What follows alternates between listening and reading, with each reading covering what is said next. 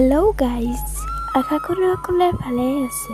ভিডিঅ'টো ভাল লাগিলে লাইক কৰিব, ভাল নালাগিলে ডিছলাইক কৰিব, লগতে চেনেলটো ছাবস্ক্ৰাইব কৰিব নাপাহৰিব। কোনোবাই জানো পাৰে ভাল পোৱা মানুহজনৰ পৰা আঁতৰি থাকিব? তুমি মোৰ পৰা আঁতৰি থাকিলেও মইতো নোৱাৰিম তোমাক এৰি থাকিব। প্ৰেমৰ অনুভূতি জানো মিছা হ'ব পাৰে?